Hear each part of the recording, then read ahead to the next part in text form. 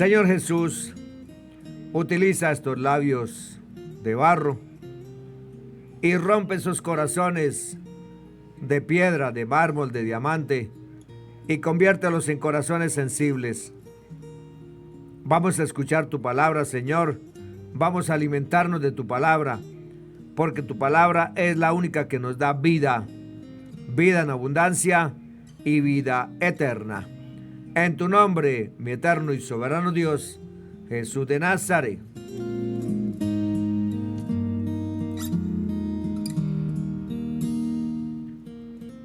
¿Quién es el Espíritu Santo?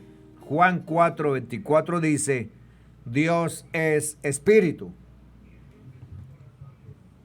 Hay muchos conceptos erróneos sobre la identidad del Espíritu Santo. Algunos ven al Espíritu Santo como una fuerza mística, una fuerza misteriosa. Otros entienden al Espíritu Santo como el poder impersonal que Dios pone a disposición para los seguidores de Cristo. Otros afirman que es una tercera persona que compone una divinidad triádica. Preguntamos, ¿qué dice la Biblia acerca de la identidad del Espíritu Santo? Dicho de una manera sencilla, la Biblia dice que el Espíritu Santo es Dios. Eso significa que la esencia, sustancia o naturaleza de Dios es el Espíritu eterno que lo llena todo. Veamos, Salmo 139:7. ¿A dónde me iré de tu espíritu? ¿Y a dónde huiré de tu presencia? Si subiere a los cielos, allí estás tú. Y si en el Seol hiciere mi estrado, he aquí, allí tú estás. Si tomare las alas del alba y habitare en el extremo del mar, aún allí me guiará tu mano y me asirá tu diestra. La Biblia nunca nos dice que el Espíritu Santo sea un ser distinto, ni un ser coigual, con mente, emociones y voluntad compartida con el Padre y el Hijo. El hecho de que el Espíritu Santo sea Dios se ve claramente en muchas partes de las Escrituras, incluyendo Hechos 5:3-4. En este versículo, Pedro confronta a Ananías por haber mentido al Espíritu Santo y le dice que él no había mentido a los hombres, sino a Dios. Es una evidente declaración de que mentir al Espíritu Santo es mentirle a Dios. También podemos saber que el Espíritu Santo es Dios porque posee los atributos, virtudes, características de Dios. Ejemplo, su omnipresencia se ve claramente en Salmo 139:7-10. Luego, en 1 Corintios 2:10-11, vemos la característica de la omnisciencia del Espíritu Santo. Pero Dios nos las reveló a nosotros por el Espíritu, porque el Espíritu todo lo escudriña, aún lo profundo de Dios. Porque ¿quién de los hombres sabe las cosas del hombre, sino el Espíritu del hombre que está en él? Así tampoco nadie conoció las cosas de Dios, sino el Espíritu de Dios. Podemos conocer que el Espíritu Santo es en verdad el Dios y Padre de la gloria mismo, porque engendró al santo ser que nacería y se llamaría Hijo de Dios. Lucas 1:34-35. El Espíritu Santo piensa y conoce las cosas como Dios, Primera de Corintios 2:10. El Espíritu Santo puede ser contristado. El Espíritu Santo puede ser contristado. Efesios 4:30. El Espíritu intercede por nosotros. Romanos 8:26-27. El Espíritu Santo toma decisiones de acuerdo a su voluntad. Primera de Corintios 12:7-11. Por tal motivo, el Espíritu Santo es Dios. Como Dios, el Espíritu Santo puede obrar verdaderamente como consejero y consolador, tal como lo prometió el Señor Jesús. Juan 14:16, 26, Juan 15:26. En la fiesta de Pentecostés se cumplió la venida del Espíritu Santo sobre los apóstoles. ¿Cómo fue la venida del Espíritu Santo? Lo narra Lucas en los Hechos de los Apóstoles, en los capítulos 1 y 2. Antes de la ascensión, el Señor Jesús había mandado a los discípulos que no se fueran de Jerusalén, sino que esperasen la promesa del Padre. Porque Juan ciertamente bautizó con agua, les dijo, pero vosotros seréis bautizados con el Espíritu Santo dentro de no muchos días. Cuando haya venido sobre vosotros el Espíritu Santo, seréis testigos en Jerusalén, en toda Judea, en Samaria y hasta los confines de la tierra. Unos días después, sigue narrando Lucas, cuando estaban todos juntos, de repente vino del cielo un estruendo, como de un viento recio que soplaba, el cual llenó toda la casa donde estaban sentados, y se les aparecieron lenguas como de fuego, asentándose sobre cada uno de ellos. Y todos fueron llenos del Espíritu Santo y comenzaron a hablar en otras lenguas. En este día se revela plenamente que el Señor es el Espíritu y que donde está el Espíritu del Señor hay libertad. De tal modo que a partir de ese momento del descendimiento del Espíritu, el reino anunciado por Cristo está abierto a todos los que creen en Él. Efesios 2:14.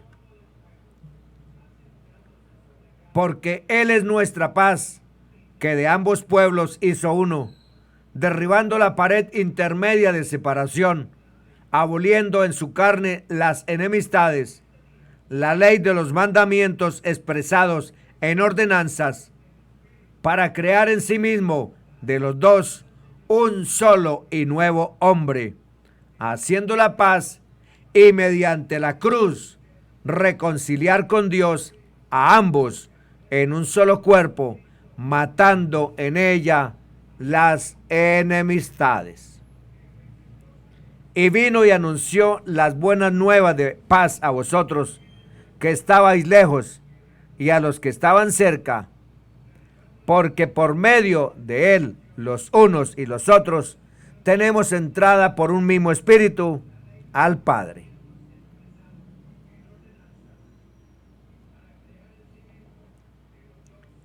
Lucas también narra que después de que Pedro proclamara la resurrección de Cristo, muchos de los que le rodeaban se acercaron preguntando: ¿qué es lo que debemos hacer, hermanos? El apóstol les respondió: arrepentíos y bautizados cada uno de vosotros en el nombre de Jesucristo para remisión de vuestros pecados, y recibiréis el don del Espíritu Santo. Aquel día se incorporaron a la iglesia, termina diciéndonos el texto, cerca de 3,000 personas. Los Hechos de los Apóstoles, al narrar los acontecimientos de aquel día de Pentecostés, en el que el Espíritu Santo descendió en forma de lenguas de fuego sobre los discípulos de nuestro Señor, nos hacen asistir a la gran manifestación del poder de Dios con el que la iglesia inició su camino entre las naciones. La victoria que Cristo, con su obediencia, con su inmolación en la cruz y con su resurrección, que había obtenido sobre la muerte y sobre el pecado, se reveló entonces en toda su claridad. Es Cristo quien vino a morar en los creyentes, pues no existen ni hay dos espíritus morando en los que obedecen sus palabras. Veamos por qué. Juan 1, 32, 34. También dio Juan testimonio diciendo: vi al Espíritu que descendía del cielo como paloma y permaneció sobre él. Y yo no le conocía, pero el que me envió a bautizar con agua, aquel me dijo: sobre quien veas descender el Espíritu Santo y que permanece sobre él, ese es el que bautiza con el Espíritu Santo. Y yo le vi y he dado testimonio de que este es el Hijo de Dios. Juan 14, 26. Pero el Consolador, el Espíritu Santo, a quien el Padre enviará en mi nombre, Él os enseñará todas las cosas y os recordará todo lo que os he dicho. Camino seguro de humildad es meditar cómo, aun careciendo de talento, de renombre y de fortuna, podemos ser instrumentos eficaces si acudimos al Espíritu Santo para que nos conceda sus dones. Los apóstoles, a pesar de haber sido instruidos por el Señor Jesús durante 3 años, huyeron despavoridos ante los enemigos de Cristo. Sin embargo, después de Pentecostés, se dejaron azotar, encarcelar y acabaron dando la vida en testimonio de su fe. Volvemos a preguntar: ¿quién es el Espíritu Santo? El Espíritu Santo es la sustancia, la naturaleza divina, el Espíritu eterno, el Espíritu invisible. Sin ninguna duda, Cristo, el Verbo de vida, es quien se manifiesta, la imagen del Dios invisible, la vida eterna que estaba con el Padre y se manifestó, pero el Espíritu de Cristo y el Espíritu Santo son uno y el mismo. Juan 10:30, Primera de Juan 1:1, Primera de Pedro 1:10-11, Apocalipsis 19:10. El Espíritu Santo es quien revela quién es Cristo, porque el Espíritu todo lo escudriña, aún lo profundo de Dios. Primera de Corintios 2:10. El corazón necesita, entonces, adorar y glorificar a Dios en Cristo. Primera de Pedro 4:11. De algún modo, es un descubrimiento el que realiza el alma en la vida sobrenatural, en la vida del Espíritu. Tener una transformación y renovación completa para andar en novedad de vida. Y se regocija escudriñando amorosamente cómo el Padre, el Hijo, el Espíritu Santo no son 3 seres divinos distintos, sino un solo, sabio y único Dios. Descubrimos que, al someternos a la vida del Espíritu, se nos entrega sin merecerlo los dones y virtudes de Dios para servir a Cristo en la iglesia, su cuerpo, la plenitud de aquel que lo llena todo en todo. Los discípulos, que ya eran testigos de la gloria del resucitado, experimentaron en sí el poder glorioso y vivificante del Espíritu Santo, pues sus inteligencias y sus corazones se abrieron a una vida nueva, ser administradores de la gracia de Dios y colaboradores en la obra. Habían seguido a Cristo y acogido con fe sus enseñanzas, pero no acertaban siempre a penetrar del todo su sentido y significado. Era necesario que llegara el Espíritu de verdad, que les hiciera comprender todas las cosas. Sabían que solo en el Señor Jesús podían encontrar palabras de vida eterna y estaban dispuestos a seguirle y a dar la vida por él. Pero eran débiles y cuando llegó la hora de la prueba, huyeron, lo dejaron solo. El día de Pentecostés dejó todo eso atrás como una lección. El Espíritu Santo, que es el espíritu de fortaleza, no de cobardía, los hizo firmes, seguros, audaces. La palabra de los apóstoles resonaba recia y vibrante por las calles y plazas de Jerusalén.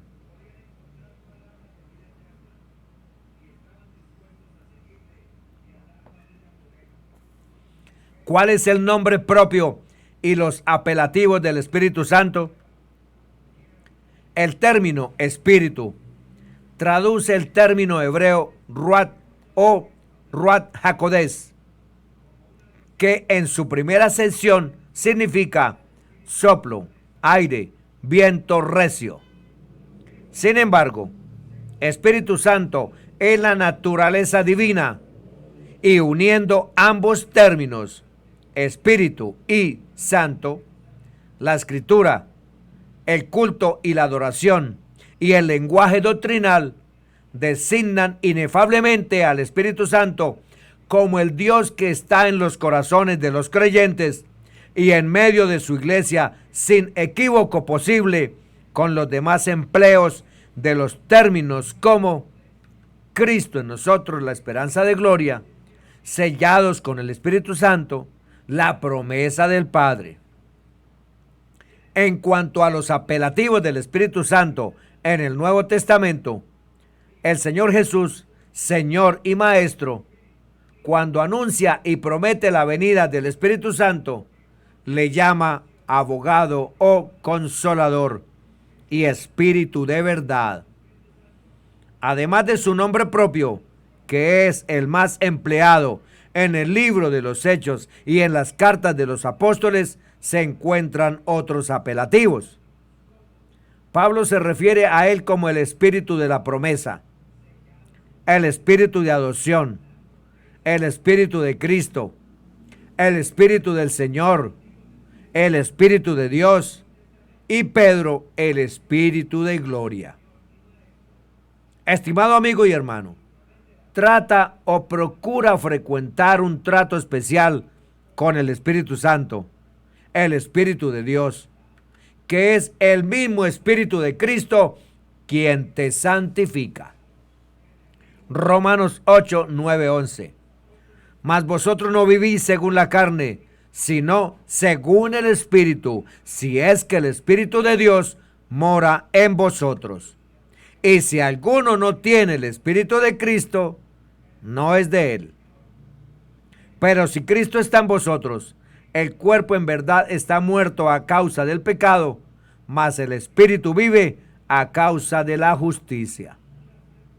Y si el Espíritu de aquel que levantó de los muertos a Jesús mora en vosotros, el Espíritu que levantó de los muertos a Cristo Jesús vivificará también vuestros cuerpos mortales por su Espíritu que mora en vosotros.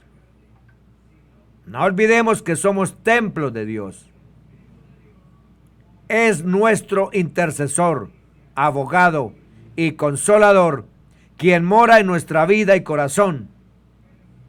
Escuchemos y atendamos dócilmente, pues escuchar atentamente la voz del Espíritu Santo en la oración, la exhortación, la corrección y en sabiduría es camino de vida.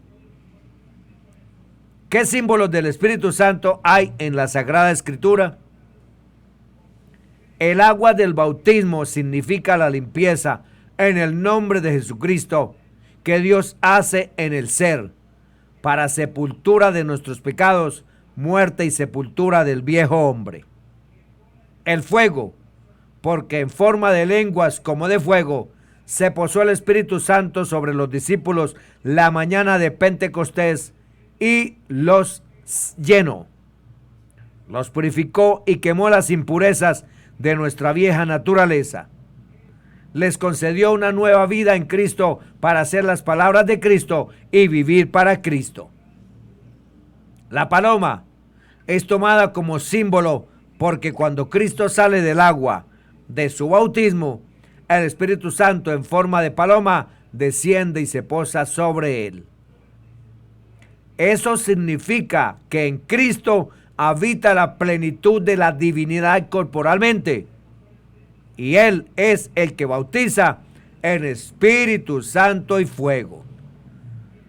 También significa espíritu vivificante, espíritu de vida, que representa el espíritu de resurrección en Cristo. Hermanos, amigos oyentes, sequedad interior no es tibieza. En el tibio la gracia no empapa, resbala. En cambio, hay secos en apariencia, áridos que, con pocas gotas de lluvia, se colman a su tiempo de flores y de sabrosos frutos. Por eso, ¿cuándo nos convenceremos? ¿Qué importancia tiene la docilidad a las llamadas divinas de cada instante? Porque Dios nos espera precisamente ahí, listos en su obra. ¿Qué visión tiene Jesucristo y el Espíritu Santo en la historia de la redención? El Señor Jesús revela plenamente el Espíritu Santo hasta después de su resurrección. Sin embargo, lo menciona poco a poco, incluso en su enseñanza a la muchedumbre, cuando revela que su carne será alimento para la vida del mundo. Lo menciona también a Nicodemo, a la samaritana y a los que participan en la fiesta de los tabernáculos como el agua de vida. A sus discípulos les habla de él abiertamente a propósito de la oración. Lo recoge San Lucas en el versículo 11 de su evangelio. Si vosotros que sois malos sabéis dar cosas buenas a vuestros hijos, ¿cuánto más el Padre del cielo dará el Espíritu Santo a aquellos que se lo pidan? Y cuando les explica el testimonio que tendrán que dar, dice: cuando seáis arrestados, no os preocupéis por lo que habéis de decir, ni cómo habéis de hablar.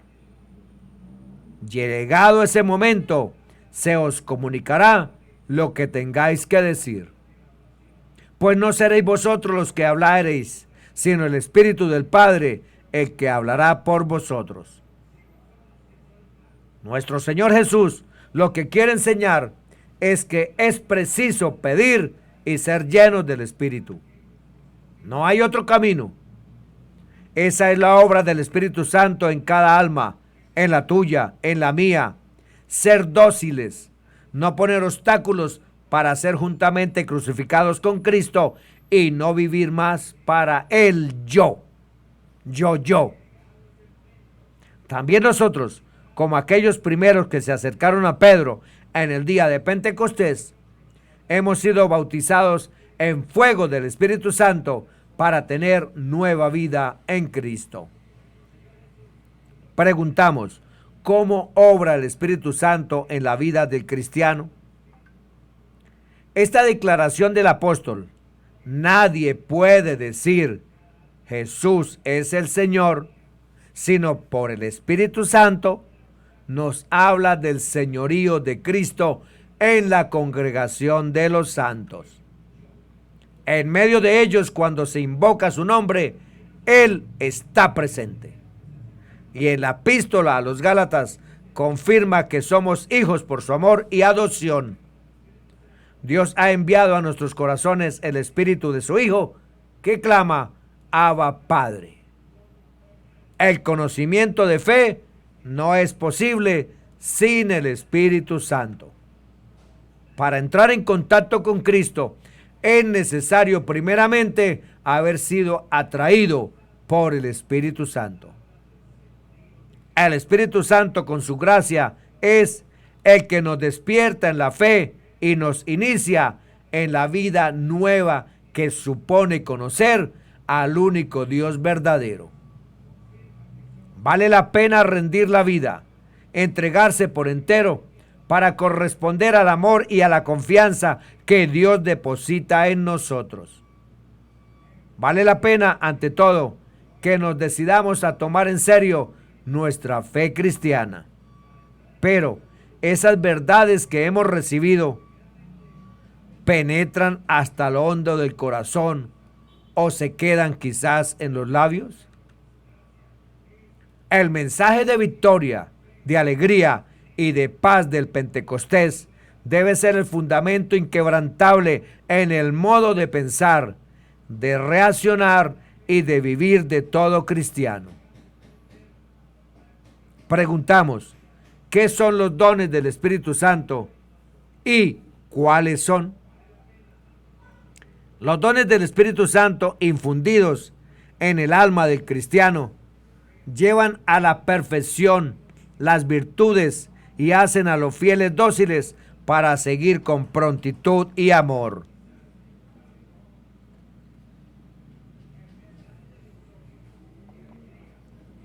En su obrar diario, las inspiraciones divinas escritas en su preciosa palabra. Los 7 dones del Espíritu Santo son sabiduría, inteligencia, consejo, fortaleza, ciencia, piedad y temor de Dios. El Espíritu Santo, con el don de piedad, nos ayuda a considerarnos con certeza hijos de Dios. Y los hijos de Dios, ¿por qué vamos a estar tristes, agobiados? La tristeza es la escoria del egoísmo. Si queremos vivir para el Señor, no nos faltará el gozo, la alegría, aunque descubramos nuestros errores y nuestras miserias humanas. La alegría se mete en la vida de oración hasta que no nos queda más remedio que romper a cantar, porque amar y cantar es cosa de nuestro primer amor al Señor. Entre los dones del Espíritu Santo, diría que hay uno del que tenemos especial necesidad todos los cristianos: el don de sabiduría que, al hacernos conocer a Dios y gustar de Dios, nos coloca en condiciones de poder juzgar con verdad sobre las situaciones y las cosas de esta vida. No es que el cristiano no advierta todo lo bueno que hay en la humanidad, que no aprecie las alegrías sanas, que no participe en los afanes e ideales de logros. Por el contrario, siente todo eso desde lo más escondido de su alma y lo comparte y lo vive con especial profundidad, ya que conoce mejor que hombre alguno las profundidades del espíritu humano por el Espíritu de Dios. Tal vez la mejor manera de comprender quién es el Espíritu Santo proviene de la descripción de lo que Él hace, dice y obra. Por siglos, la gente de fe ha tratado de transmitir el sentimiento que experimentan cuando oran y buscan a Dios en espíritu y verdad. Para algunos es un momento de poder y emociones que provocan situaciones que en realidad no se pueden explicar. Otros lo describen como la voz que les guía o advierte, o que los insta a ayudar a alguien en necesidad. Y a veces es la sensación abrumadora de que cuando todos nos han defraudado, no estamos solos. El Espíritu de Cristo nos ayuda y consuela. Seguimos siendo amados por un Dios que es infinitamente trascendente y a la vez cercano. Bendiciones para todos en el nombre que es sobre todo nombre, Jesús de Nazaret.